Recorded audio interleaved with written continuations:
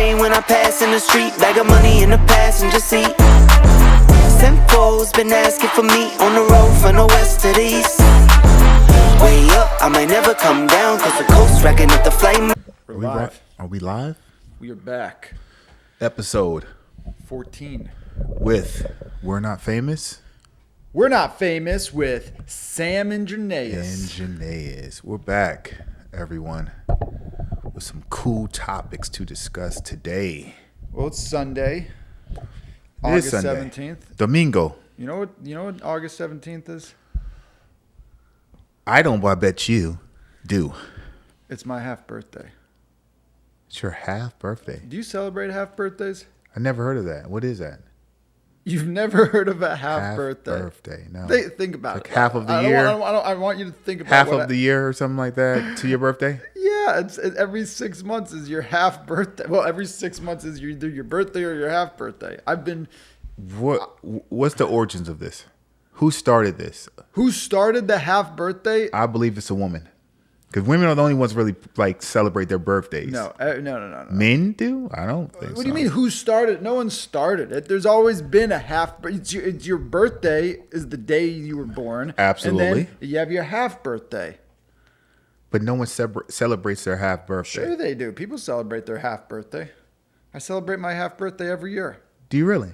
Oh yeah. Why do you think I'm going jet skiing today? Okay. Well, no one in my tribe has ever celebrated their half You birthday. got it. You know what? Life is short, right? That's very Life true. goes by fast. You gotta take time to celebrate. You know what? Every event. I need to work on that. You really do. I do. I need to work on. I guess I need to work on celebrating myself more. Celebrate my There's small, a lot to celebrate. my small accomplishments. That's something that I need to work on that. I agree with you. We're in agreement with that one. I do need to work on. Or you can just you reflect. It's a good time to take some time. Like it's okay. Half the year has gone by. I've been this age for half. First of all, it flew by. It flew by. Yeah, time. It flew by. I cannot believe my birthday was 6 months ago. That is crazy. It feels like a month ago. Does it really? It doesn't What did you feel do like for your 6 birthday? months ago. I had some family in town, some friends in town. We just went out to dinner and basically, did a couple things throughout the week. I didn't really do much. Did I go to New York I didn't really do much for it. It's hard. It gets crazy to celebrate your birthday. Yeah, I can't even remember what I did for my birthday, to be honest. I remember we went out for your birthday. We did. Me, you, and Jeff. Yeah, We had dinner. You're right. That's crazy. See, I don't even birthdays is just another day for me. No, man. That's for sure. You get one day a year to celebrate. There's this whole thing online I was watching where it was like a right wing versus left wing debate. Where the girl was basically saying like, it's one of your employees' birthday and you're making him work on your birthday. Okay. And the boss was like, he wants to be working. Like he wants to work. Why should he have to take the day off? Right.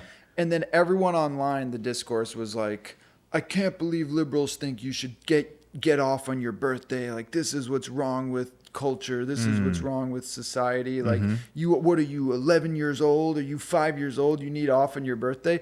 But you know what? It's you get one life that we know about. Yeah. Why should you get at least one here on day Earth? a year? Yeah. You get one day a year that's yours. On my birthday, I typically just reflect on what went well, what could I maybe did better in or improve in, or what are things I'm focused on for the next 12 months. Yeah. That's really what my birthday has been, probably for since COVID, man. I really started looking at life a little bit differently with that whole COVID thing. Really? How'd that? Well, question before we get into that. Do you think people should have to work on their birthdays?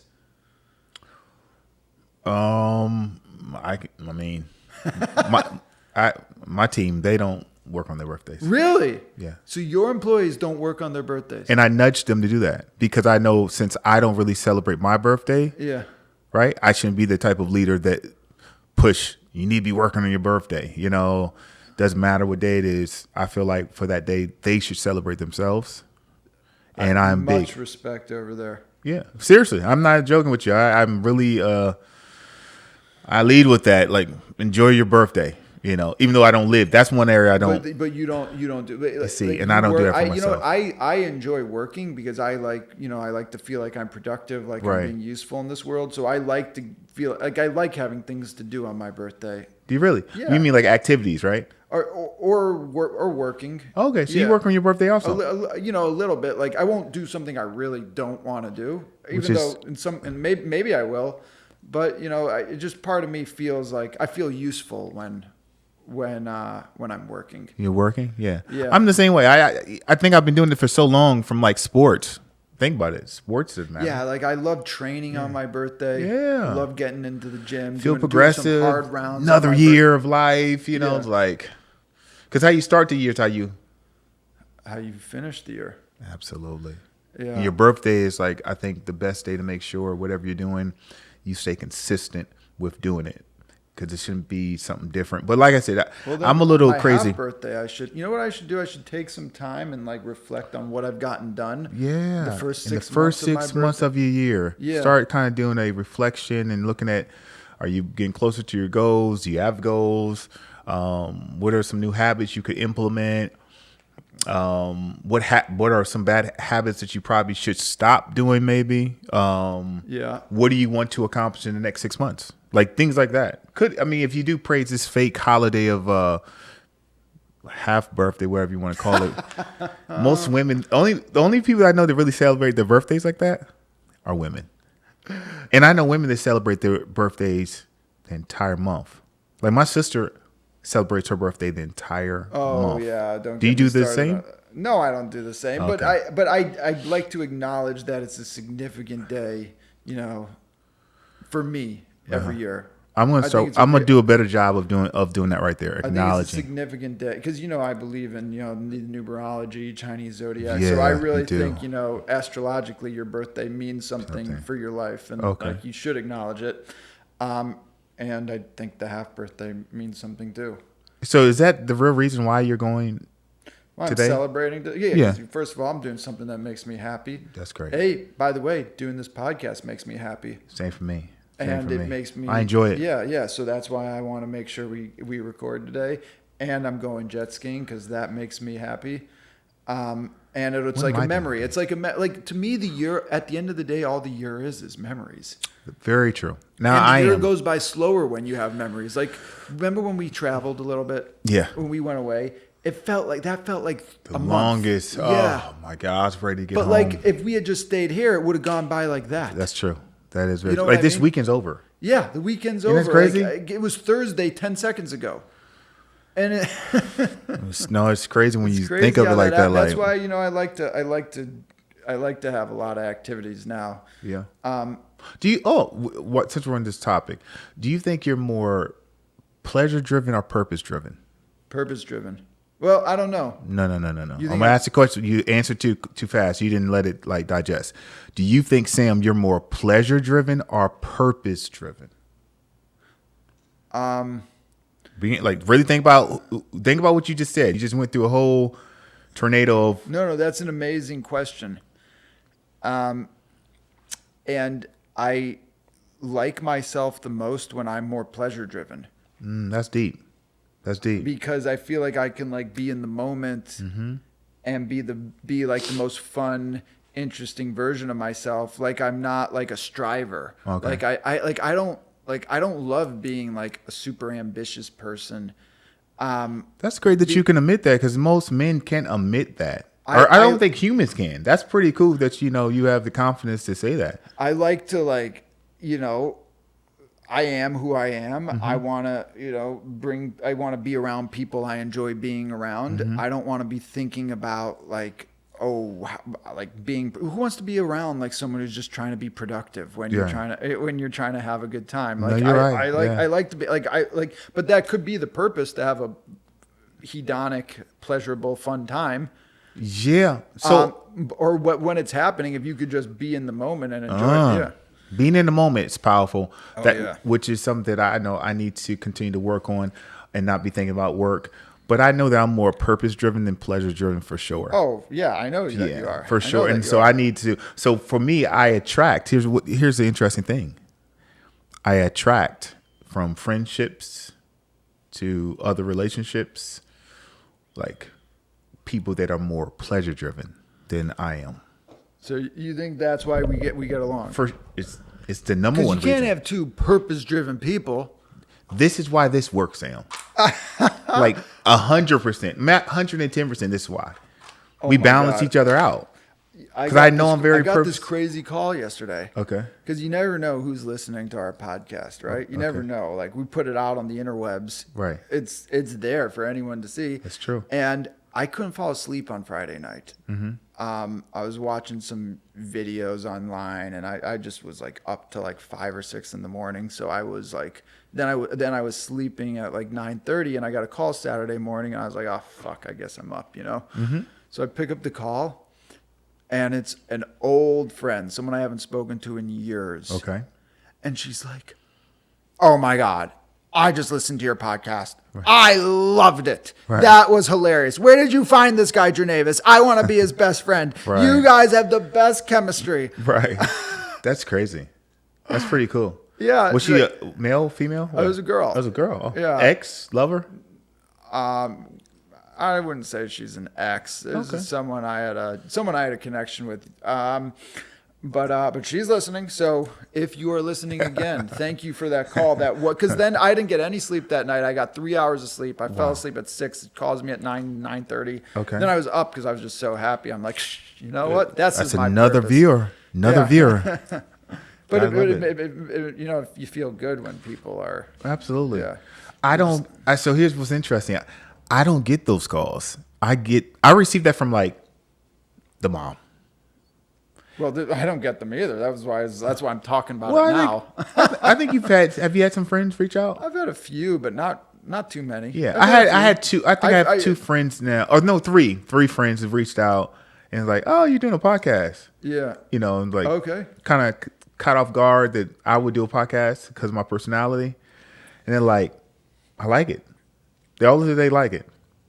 So that's a positive. What's not to like? And men don't give to me positive, likes, right? Let's be honest. Us men, I think we struggle with giving someone praise, another male praise for whatever it is. Do you agree?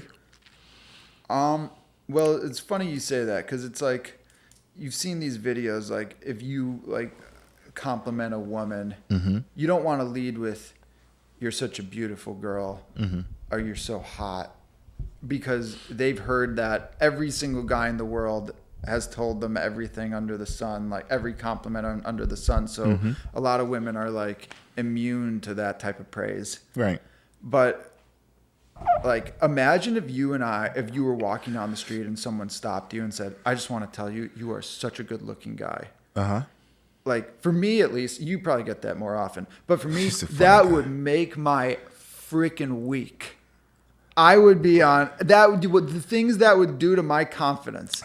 Or your arrogance, or your ego. But okay, so what? Am I not allowed to get a little ego stroke every now and then? No, I do. I think receiving praise from the right person matters more. But I think for men, we don't receive that type of praise. Yeah, that's what I'm saying. Like we don't. Like how often are we getting complimented like that? That's why. True. That's why it means so. It would mean the world if someone were to say something like that. Yeah. When's the last time a woman complimented you? What year is it? Or 1999? Yeah, right. Actually, I got complimented earlier today by you know who, by one of my friends. One of your friends. She actually gave me a nice compliment. So you do receive She gave me a nice compliment. Well, I told her a story about a conflict, mm-hmm. and I didn't know who was in the right and wrong. And she said, "You handled that amazingly. You were absolutely in the right." Most men don't receive that, so kudos for you. Yeah, I mean, I guess that's a compliment. That's not really a compliment. It is a great compliment. Do you know why it's a great compliment? Because it's not external. It's internal. It's intrinsic. She was able to see that you made the right decision based off character and values and principles, my friend. So that is one of the most valuable compliments you can receive from a woman. For sure. It felt. There's something I want to talk to you about. Okay. So back on what we were saying, like purpose-driven versus pleasure-driven. Okay. There's this, I don't know what it's called, this continuum of personality traits. Smart. Okay, but let's just keep it very simple. Smart, dumb, lazy, ambitious. Like in society, you have dumb and ambitious people. You have smart and ambitious people. Okay. You have dumb and lazy people. Okay. And then you have smart and lazy people. Wow. Never heard this before. Okay. So the people that you really want to elevate, right? Are the smart and lazy people. I know where you're going with this. Because they say the most successful people in the world today are intelligent enough to what? Delegate their work. Right? Or So I'm just saying, like, who should be elevated in society? Because you have like a dumb, ambitious person who is very dangerous. dumb and ambitious. Because they can get a lot of things done, but they can get the wrong things done. And then that could really move the needle of society in the wrong direction. You have dumb, lazy people who are actually probably slightly useful because they'll take orders. And if someone else just tells them what to do, they could either be good employees, they could be good civil servants. They're not really going to get too much in the way of things. So when you say dumb, let's substitute that for incompetent people, maybe? Because dumb, what the definition of dumb? Because if you're incompetent, less intelligent. You're less intelligent. It's Yeah. more of a safe, word to use compared to dumb. So where do you think you fall in at? I don't know. Because I like to think of myself as smart. Okay. Am I ambitious? To an extent. I'm not the most ambitious person in the world. How do you define ambition? Like setting high achieving goals and like dedicating your life to achieving them. Okay. I think just people that are ambitious have smart. I mean, they call them smart goals, or just have goals in general. I don't think a lot of people have goals. Yeah. My opinion. So I think if you just have regular goals, like it could be, I'm going to work out 4 days this week or 3 out of 7 days this week, right? I think you're an ambitious person. Yeah, I mean, those are like, yeah, I could be better at writing down my goals and making like vision boards and stuff like that. Because I really think the people who get what they want out of life are really goal driven. Because I do. Yeah. I think I agree with you on that for sure. In any success book, I mean, that you can read, personal development, they're going to tell you to have either a vision board, goals, write them down, see them, put them on your refrigerator. Now, I don't know how accurate that is of attaining them, because I'm big on. Like tried that? Have you ever tried to like write, like be very specific with your goals, like X amount of dollars in my bank account? I want this car. Yes, I have. Yeah. Yeah. I'm more of that type of person. I'm more write them down. I don't really need to see them. Maybe I need to, incorporate it. I'm more write them down. I think as long as they stay like in my, what they call it, like your RAS, the reticular activating system, whatever you like focus on, expands or whatever, right? So if you're always thinking about them, write them down, there's a better chance of you, I guess, achieving them. Yeah. But your daily habits is what really matters, right? The things you're doing daily.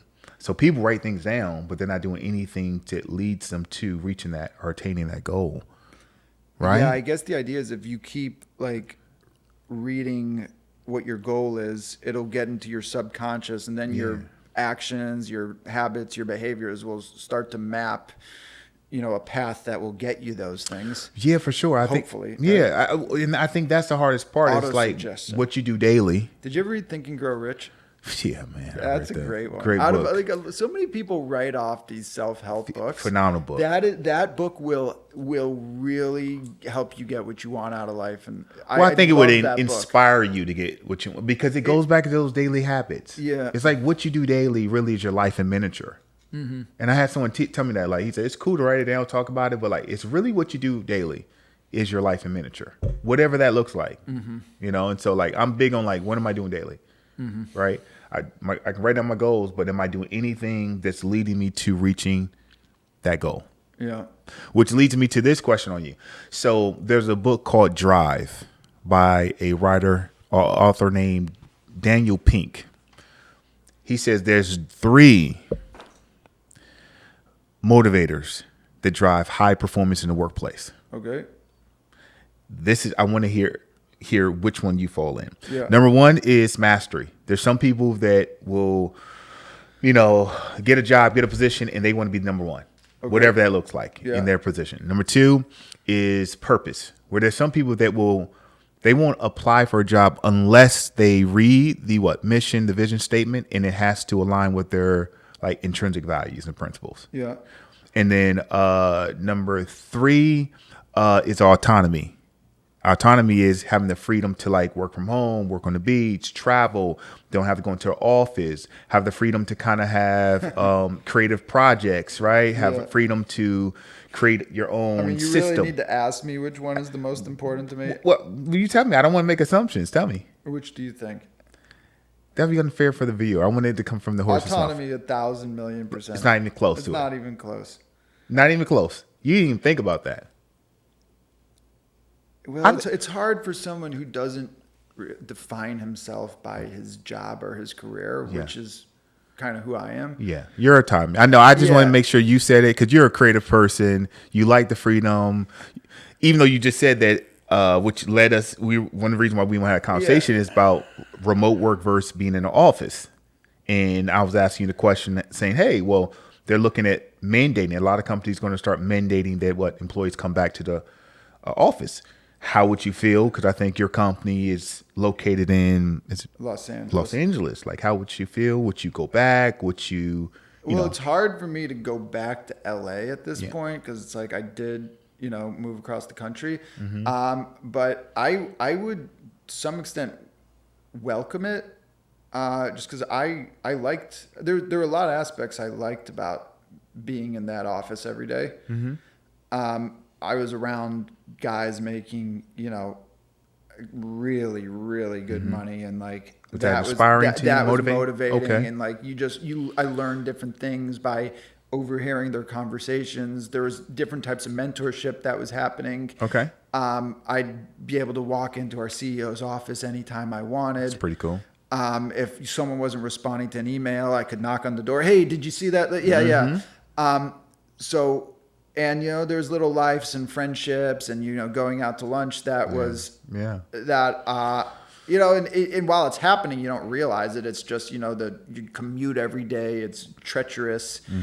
Another day like this, I can't wait till I'm free on Friday afternoon again. And so it's like For sure. And then like once like you start working from home, it's amazing, but there's a lot of things that you miss out on. And I definitely think there was a ton of value from being in the office every day. What are the perks? Give me some positive things of being out of the office, remote work for you. Is there any positive? Well, you get like sometimes like on the 405 traffic, it would take me 90 minutes. Wow. To drive home. Wow. Depending on what time I left. Getting there would usually take me less because I was going against the traffic, but it would take me like 40 minutes. But anyway, there's 2.5 hours of my day that I get back. 2.5 hours. Yeah. That I can go to the gym. Yeah. That's so true. That I could read. Yeah. That I could do more work. Yeah. That I could make more sales calls. So and if you're making them, if you're making them, yeah. Right. Or that I'm not. Well, I actually like. And look, we are using AI at the company for some of our productivity hacks. And like in some ways, I'm more productive now than I was when I was in the office every day. That's what I was about to ask you. Do you feel you're more productive remote or in the office? It was weird. Like being in the office, you instantly had like 100 or like, I don't know, like 40 people that were now your friends that you would go out with. Okay. And that was just like an added social groups. Yeah. Culture, environment, friendships. Now there's like conferences that you go to, but those are, few and far between. There's a lot of people in every state. So if you're in a different state, hey, we work together, you want to meet, like there's things like that. But do you feel you were more productive in the workplace compared to being remote? They're like, I'll have my calls scheduled throughout a day, right? And there'll be like one at 11, another one at 1, one at 1:30, one at 3.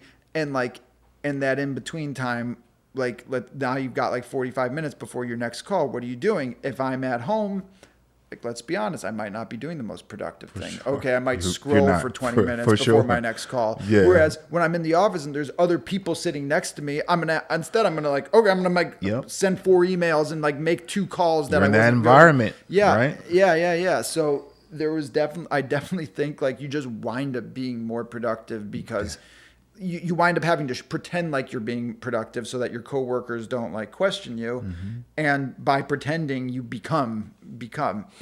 Or you could be inspired. And I think for you, from being around you a little bit, I think sometimes you need to be inspired and motivated. And that can be triggered by what you see or what you hear.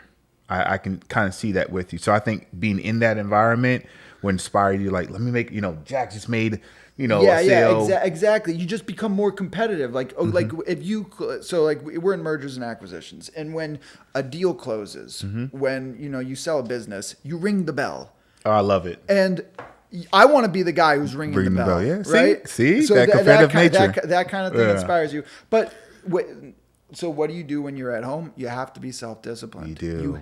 You have to write down what your goals are. Yeah. Like, every day I'm going to make 10 cold calls. I'm going to send, 10 cold emails. I'm going to follow up but within these 24 hours, I'm going to respond to every email. And like, you just kind of have to stick to that. You have to be self-disciplined if you're working from home. Gotta be self-disciplined, working from home. Yeah. I totally agree with you. Yeah. For me, I'm purpose-driven.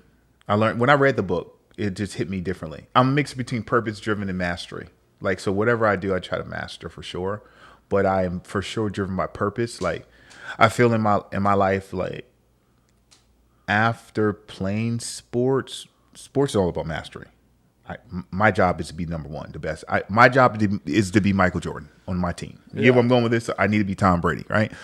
The only way you can do that is what? Repetition, training, doing more, And so then I think after that, getting into like business, I became more purpose driven because like, okay, well, most athletes were selfish because all we care about is our progress, and the progress of the team is, I guess tier A, tier B. It's like tier A is about you because you get paid to what? Play a sport. Tier B will be winning, right? Because if you win, then there's a better opportunity for you to maybe make more money, but that's not always the case if you're not part of that reasoning behind the team winning. Right. So you see I'm going with that a little bit? And that's almost for every sport, right? Let's be honest. So I think after that, playing sports, I was like more like, okay, well, let me now focus on other people other than just me. And I think that's one of the reasons why, like, in business, I've been blessed to like scale and grow is because I started, instead of focusing on me, focusing on like we. Like, how can we provide better services, more innovative services, more transformational services, and not about just profit. So we always talk about, like, over agencies, like we're purpose driven, right? But we are looking for ways to grow profit, Right. like maniacally looking ways, but we're purpose driven. You see them, Yeah. and that's the athlete in me, of like saying profit driven, and change that mindset of like, okay, Where do you think you fall in that intelligent, unintelligent, lazy, ambitious, I think intelligent and what's and ambitious? is that what it is? Oh, so it's Well, it's intelligent. lazy or ambitious, or it's intelligent and unintelligent. There's only 4 quadrants. Oh, okay. Yeah. So intelligent, I think I have some sense of some knowledge, Yeah. and then I think lazy. You Today, think you're a lazy, intelligent person. and that's why I was leading with this, which you know why? Why? 'Cause I there's would no- not describe you as lazy, but Well, but you didn't give me another option. What's the other option I have? ambitious. Oh, I apologize. So you're saying you can be intelligent and ambitious? Yeah. Oh, that's me for sure. I thought that like you kind of, it was a trick question a little bit. No. It's Cause I not was true. gonna say, dude, like I'm telling, but There's no delegation. trick. Some people say, some people today say like you hired people smarter than you, right? Yeah. You delegate Yeah. those job responsibilities that you feel like do not create any type of interest or drive within you. Right. So some people call that lazy. You You see, you see the whole premise, the connection to that. Yeah, but it's not really lazy. You don't want to learn. You don't. But yeah, because it takes a lot of initiative to find the person who could do it. You get where I'm going with this? Yeah. But you're just removing those job responsibilities and passing them to someone else. Yeah. At the end of the day. Yeah. And you want to talk about another topic? Well, did you? So we started this podcast, right? Yes. Did you? Was there anyone you listened to when you were like growing up? Growing up? Yeah. Like, was there like Gary Vaynerchuk? I heard him say the other day, like because he's a great public speaker For sure. He says that he bases his entire public speaking persona off of Richard Pryor, the Wow. comedian. And like, there's something to it. I see it. Can you see that? Yeah. I need to go watch Richard Pryor. Oh yeah. He's hilarious. Gary's funny when he talks. Okay. He's very blunt and tells great Very. stories. Yeah. I can now I'm kind of I remember some of the stuff from Richard, more movie stuff compared to stand up. But question is, have I went down the rabbit hole with a lot of like orators now and public speakers. Oh yeah. But before we started this, was there anyone? Yeah, I've watched everyone from, Martin Luther King to, what's his name? Johnny Carson. Johnny Carson. I'm Barbara Walters. Yeah, you're like a modern day Barbara Walters. You guys kind of look alike. We might. No, I think she's phenomenal though. Her story's phenomenal. Oh yeah. Yeah. If you need to watch it, she has a great documentary. I think, number one for sure it will be probably Oprah Winfrey. Really? She's the mother. You were an Oprah fan. Well, I was raised with women. Did you watch Oprah? I was raised with women. So it was always on. Always Oprah on. was always on. And she was always able to connect every ethnicity, yeah. every culture. It's one of the first shows. Like you watch Donahue. I don't know. You remember Donahue and Sally Richardson and these I know the names. Yeah, these shows were terrible. And then Oprah came around. And it was like more value. Mm-hmm. She had good conversations with people. She connected with all races and stuff. And then people just loved her. And then she was always thinking big. Started her media company. None of these other like Sally Richardson, Donahue. These guys didn't create their own. Carson never thought about creating their own media company. Right. You get what I'm saying? Like, so for me, it's more like she always thought out the box. She thought bigger. Mm-hmm. And then, of course, I did love Howard Stern. No. You liked Howard? What do you mean? You listened to Howard? I had to sneak to watch him, though. Yeah, that's what I used to do, too. Yeah. I used to watch the show on the E! Channel. Did you used to watch E! Howard? Channel. Come on, buddy. You remember that, right? Yes, I remember I used to watch his show every night. He'd have the funniest, back in like the early 2000s, even in the late 90s. Yeah. People hated him, but they loved him. Now, he was pretty like, if he was living, if he was popular, if he was doing what he was doing back in the day, today, do you think he would be censored? All those events and games. Do you remember all those contests and that? Oh, like, let's play bongo drums on, like, whose ass has the best bongo Is that drum? crazy? And then there was this clip that was going viral this week. Mm-hmm. That was the Butterface contest. Well, you know what a Butterface is, right? Butterface. It means everything looks good but her face. But her face. And what they would do is they would have this. They were hosting the show in Vegas, because I remember they used to do the show in Vegas once a year. Mm-hmm. And they had everyone in, the Rat Pack, then they had all the usual guys, Fred, Baba Booey, everyone on stage. Beetlejuice was there. No way. Yeah. Wow. Yeah.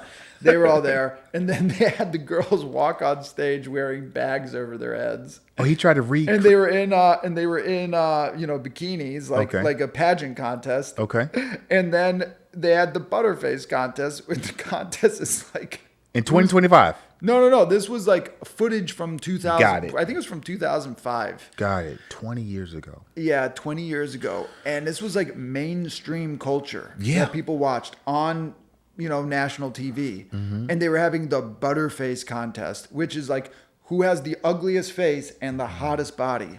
And they made fun of him. Then after they pulled the bag off. And then they pull the bag off. And they would say goes, mean things. Remember that? It looks like her face is a speed bump. By the way, the girl who was the Butterface, she was pretty hot too. Like she was gorgeous by today's standards. Right. Which is why it's so funny. Like that she was laughably ugly. He would be canceled. He would be canceled, hands down. Well, it's just so crazy how far the culture has come. Yeah. that was acceptable TV. And like no one batted an eye. No one was like we need to put an end to this. Like there weren't protests against that. Yeah, there was. There were FCC regulations. Remember they were coming after him. You're right, but it was more so like because he keeps swearing on the air. But we didn't have these phones weren't recording. We didn't have the TikTok. We didn't have the IG. Because if we had those things, more people would be coming after Howard. We just didn't have those. We didn't have the accessibility to record him. Well, I mean, I think it's more so that the cultural pendulum switched so heavily against this like raunchy male humor that was just geared towards men in their 20s, 30s, and 40s and teenage guys. Whereas now, ever since it happened before them, I think Obama kind of switched the cultural pendulum. You think so? I think that's when things started to shift. I think social media has now changed everything. I don't know if it's they both kind of came to the scene at the same time, like 2007, 2008. I think we started putting more value into social media more than we probably should have. Well, this is a great question. When did everything change culturally? Because you cannot. Do you think you could get away with a Butterface contest today in a mainstream culture? No, I'm saying he would be canceled, right? But here's it's like, yeah, I mean, he would be worse than canceled. That wouldn't even be a conversation that they had. Well, was a serious rate? They wouldn't even allow him. They wouldn't even. I mean, what's crazy about Howard is like, he went. I don't know if you've listened to him lately, but he went so far to the left. What do you mean by that? He says that, like, he said something that he does. If you're a Donald Trump supporter, he doesn't want you to listen to his show. He hates Trump so much. Okay. And by the way, Howard's show was just taken off the air. It hasn't been renewed. His deal with Sirius XM.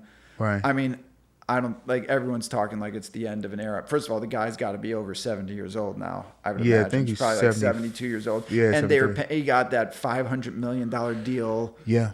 I don't know what his yearly. They said he made, just in his contract with Sirius, he made $1 billion, $1 billion. Yeah, so they're paying him over $1 billion for that, and like, who's really listening to his show anymore? I mean, well, to him, it's like the end of Howard is like the death of 1,000 paper cuts. Like the reason we all tuned into him is because he was the only one pushing the envelope, crossing the line, and there wasn't a "we're not famous." Look at us. We got 2 cameras and 2 microphones set up in my apartment. We could say whatever we want. That's true. And I had that friend who calls in the show and says she's listening. She was listening to our show instead of watching another YouTube video, instead of watching something on television. Right. So it's like, and how many of these are there? Probably tens and tens and tens of thousands, For if sure. not hundreds of thousands, if not millions of podcasts. For sure. So it's like that have basically no production costs. So you're saying that's one of the reasons why his show has been canceled? I think it's more than that. I think it's a factor of like the fact that anyone could really do what he's doing in their living room. Yeah. No, I just think his price tag is not what it was 15 years ago. And I think as someone that's been that successful, you only think at one price point. Because you look at you get what I'm going with. That's hard for you. He probably has a few 100,000 listeners, is what I would guess. Easily, Whereas he probably used to have about 30 million listeners. You get what I'm going with that? Yeah. So it's like, so why the people who own Sirius Radio? Right. Like, why are we going to keep giving him this? And I think once again it goes back to social media. People are not really listening to radio as much as they're watching a podcast or listening to a download. Or you can think about it. People are not really listening, I think, to the radio anymore. Right. And he still believes that is a platform where viewers are going to go see him because he's been so successful for so long, his impact. Right. And he kind of resisted social media. Like I remember he used to he hated podcasts when they came out, and he's never like converted. He's never kind of transcended into our times. And I think that's been his downfall. But why would he? Because if you have hundreds of millions, if you're a billionaire, why? Think about it, man. He's not even worth us talking about. He's worth over $650 million, man. He's fine. I think it's the ego thing. I think he's worth us talking about because I think there's something culturally interesting that he kind of represents. Whereas, he was he was the guy pushing the envelope, battling with free speech, doing these ridiculous stunts, Disrespecting women. Yeah, and then he started censoring people who were doing the same thing. No. There's a difference. No, he did though. He did. No, but he's always the one thing I can say I liked about Howard Stern, he never switched stances. No, he did. No, he's never said he liked Donald Trump. He used to have Donald on his show all the time. Donald was a guest. In fact, the first time I heard that Donald might be running for president was in 2012 when he was on Howard's show, just criticizing every element of the Obama presidency. And I was going, I wasn't really even paying that much attention to politics at the time. I was in college, and I hear Donald Trump, and I'm like, wow, this guy's a lot smarter than I thought he was. He's not just like a reality TV show. He knows about every single issue going down the bat, and he's giving hilariously good answers for everything, and he's making it sound really easy. Like, maybe he should be president. Maybe we should give this guy a chance. And this was on the Howard Stern show. And Howard was going, well, that sounds brilliant, Donald. Why don't you run for president? But here's the beautiful thing, though. That's business, man. It's business. It's viewership. I know, but we're saying he did change. But he did but change. For example, we won't get into politics. But so is there a political party or person that you would not want to come on the show? I would talk to anyone, really. Thank you. Just like Howard Stern would. It's his business. Right. But imagine if I was if you voted for Kamala, do not listen to the show. I don't want you in our country, which is what Howard said. Now. Yeah, that's what I'm saying. He switched. He switched. No, but he never really had a stance on. He never said, "Oh, I'm voting for." He's never come out and say, "I'm voting for Donald Trump." Once again, his seat is for anyone, it's for guests to come speak their viewpoint, right? Their belief system. That's not his place. He just provides a seat. The beautiful thing is he got to see who probably Donald Trump is, and based off his, I guess, belief system of who he is, he doesn't support him anymore. And he has the power to not support the guy anymore, right? Right, but I think that's part of why his show got canceled. When you Because say, of I don't Donald want half the Trump. country to listen to my show. And first of all, I think even the people who didn't vote for him aren't like, wow, that's great that he's shunning these ideas. So you're saying you think what part of his show being canceled is because he told people not to vote for I Donald think that Trump? definitely had something to do with it. That could be true though. No, I'm not. I'm not going against you, but that's a beautiful thing that he has the courage to say that. If that's his, once again. Well, okay, so that's an interesting concept. That it's in some ways if Howard really feels that way, I would want him to say that because I want him to exercise his free speech. Yeah. But I also want him to have the consequences of his free speech. Whereas okay, well, if we vote with our ears, right?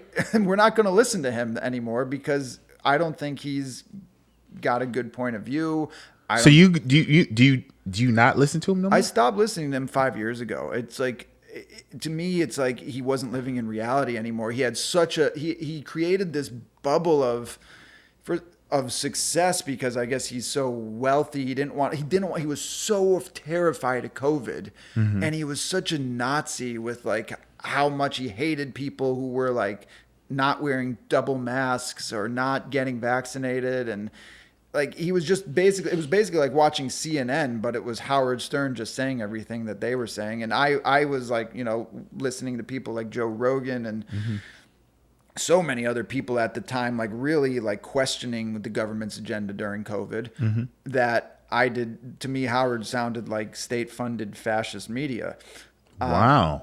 And I'm this is not the guy that I grew up loving and opened my mind to what's possible with, a microphone. But see, that's interesting because I think you switched your stance. I don't think Howard ever switched his stance. No, I think Howard's because I think he used to be about free speech, and then he was just mimicking. But that's his free speech. See, you think because he's going with whatever the government quote unquote saying. No, that's not his belief. I think Howard ran as a libertarian candidate. Yeah, I can't speak on this political. He ran for governor at one point. Right. But I just think you switched. I don't think you like his views anymore and you think he switched. But I think Howard Stern is who he is. He's been that way from the beginning. And I think whatever he's saying is who he is. I hear what you're saying. I disagree because there's so many people who are like, I grew up loving Howard Stern. He was the beacon of free speech. He was. So what? See, now you have to define what is free speech because free speech is based off the person, right? Well, I think, okay, if let's just use COVID as an example. Mm-hmm. I think the vaccine mandate was a violation on like personal liberty, personal autonomy. Mm-hmm. And I think that if you were supporting mandatory vaccinations Mm-hmm. and mandatory lockdowns, you were against personal liberty. Okay, now that's your belief system, right? Yeah. Do I have to agree with that? No, but if you disagree with that, you're hindering my personal autonomy. Which means we just disagree. No, just simply, let's make this plain. Okay. Is that easy to say? You disagree with my stance on Yeah, well, yeah, but that's different because that affects my personal freedom. but it still comes down to we just disagree on whatever you believe the government's doing. Well, yeah, but if you start saying that the government should do this, I'm gonna discount your opinion. Which is totally fine. That's your perspective. Yeah. But that still means that's my free speech, though, to have my own. Oh yeah, you could say that, but I would say you don't support freedom. I would say you don't support free speech. Which is once again your perspective again. Yeah, but I would, if you would like to parade yourself as a champion of freedom and free speech, I'm but not I doing- think you should get. But I don't think you should be allowed out of your house if you get vaccinated. In fact, I think you should be kicked out of the country and killed, which is like. So the now you're extent going of, completely That's left. what Howard was saying. He was I don't saying know. shit- We might no, he need was to saying fact- shit like we that. need to fact check that. He was saying stuff like that during it, and that's when I think that's when he turned all his audience off. It could be true if he did say something like that. That's a little He bit. said that. Howard said that's a little crazy, you know. And I know Howard's is pretty crazy, but my whole thing is what is free speech? We got to make sure we define what that is. And if me and you disagree on something, it doesn't mean that once again I'm hating or you have to dislike me. It's just that's my stance on it. You have your stance on it. And it doesn't mean that we have to like beef about it or whatever. It's just I think you switch your viewpoints on how you look at Howard Stern, which is okay. You don't have to stay liking Well, the it guy. wasn't just me because they canceled a show. I think it was a lot. You're of probably people. right. Yeah, for sure. But the beautiful thing, what I was saying to you about the success of what he's created, he's never canceled. He's impacted people's lives forever. He has a legacy. Does he like the way he was probably canceled? No, right? Maybe that's ego, right? But at the end of the day, he's going to walk away gracefully, still being one of the best radio shock. jocks. Yeah, I mean, come on, man, of all time. I mean, at the end of the day. It sounds like you're not up to speed with his recent views. So Yeah, it's hard to get in. It's hard to get into it because Right. there's a long conversation to have about how he became the thing he hated. But Is here's what the I beautiful think- is thing. what I Even think. if I didn't hear his views, I want to change my personal perspective on him and what he's accomplished and things of that nature. Well, I think how you end your career is a big part of the story about who you are. So what do you And think that's why about? it's like you live long enough, you see your heroes become villains. Okay. And I think to me that's the story with Howard. And because I think how he's ending his career is a big part of his story and it's going to impact his legacy. And How? Because I think he ended his career as he turned into the thing that he hated, which was See, that's essentially- a personal attack right there, buddy. But as do you have a problem? Let me ask you a better question. Yeah. Since we're talking about, do you have a problem that he went against Donald Trump? No, I have a problem with part of the way he did, part of the way that he did it, and by saying that like I think he said the people who voted for him are dumb, stupid, terrible, deplorable people, and I don't want them listening to my show. Okay. And I mean, look, unless I identify as a dumb, stupid, deplorable person, I'm going to have a problem with that. I'm not going to listen to your show. I don't think you're really up. I don't think you're in touch with a lot of the issues in our country and what's important to Americans. And, you know, I used to listen to a show because I thought he was in touch with those things. I thought he was talking about extremely relevant things, whether Donald Trump? No. I mean, Howard Stern. Howard Stern has never been known to. I think he was. I think he had a really interesting take on celebrities and cultures, and then he would do the news with Robin, and I thought okay, it was like a very clear perspective, and like I thought it was more sometimes shock value. Sometimes he would take the far right, sometimes he would take the far left. Like you never knew what to expect, and then something changed. And like whatever Trump said, he just said the opposite. Okay. And like he stopped having a brain almost. But that's because I think you admire Donald Trump, and anything that goes against Donald Trump, my friend, it seems. No. Seems like, I'm just saying what it seems like, because Donald Trump has been the main, the consistent. I think Trump's rise to being in politics really affected different people in the media differently. I do agree with you on that. Rightfully so. And it's like a lot of people like realize that Donald Trump got elected and maybe we had a role in that, and like no matter what, we need to like just go against everything he says so that there's no confusion that we might have been responsible for him getting elected. But do you feel he has to do that though? Howard? Yeah. I think he made some type of shady deal behind the scenes. That would like contribute to him getting hundreds of millions of dollars a year through Sirius. Think about it. He's going to be successful without Donald Trump being in the office or not. He has a real gift, Sam. He doesn't have to. He can like whoever. He fell off. Like he fell off. He's 75. He's not with the trends. He's not on social media. Larry King was going until he was in his 80s. Yeah, for sure. There's a lot of people who can like Johnny Carson. What if it was intentional for him to fall off? What if he wanted to do this? Huh? What if he decided he wanted to fall off? Devil's advocate. I'm just throwing devil's advocate. I'm just throwing. Want to do it anymore. Yeah, I'm just being devil's advocate right now. If that's which I don't think it is. For sure, I'm not saying it is either. But I think what happened is he became the thing he hated, and his viewers stopped tuning in. I was a religious viewer. I listened every day. Remember we were talking about that commute to work, 2.5 hours? Yeah. I wasn't listening to podcasts then. I was listening to Howard. Howard Stern. I was listening to Howard. When I would drive home from Pennsylvania in college to upstate New York, 3-hour drive, Howard. Wow. Are you butthurt right now of his stance of going against Donald Trump? It's not only about Trump. Like, but that's the only thing you brought up. No, Trump is a part of it, but it's it's everything he used to stand for. He's been shock value. He was the first, I would say, shock value guy out there. And that's why that's why he'll always have a special place in your heart, in my heart, because you like the wildness, because of how far he took it. When he went on his come up in the 90s and 2000s. I don't know how far he took it. I'm going to say this, though. I do believe that the whole censor thing, he's the first guy that did not care. Can we say that? He brought on, he would bring on porn stars, strippers. But that's not, is that real value, though? See, so there's a lot of people that would be devil's advocate and say, hey, Sam, his show was trash. There was no real value in it. He did interview a lot of people, Oh, wow. Are we at 52? Yeah. Well, let's wrap it up then. Let's wrap it up. Because we can keep going, because you're a huge fan of Howard Stern, for sure. We're Not Famous with Sam Jernavis. Let us know what you think. Wow. For real? Yeah, we did get along. Wow. Fast lane when I pass in the street, bag of money in the passenger seat. Simcoe's been asking for me on the road from the west to the east. Way up, I might never come down, cause the coast racking up the flame.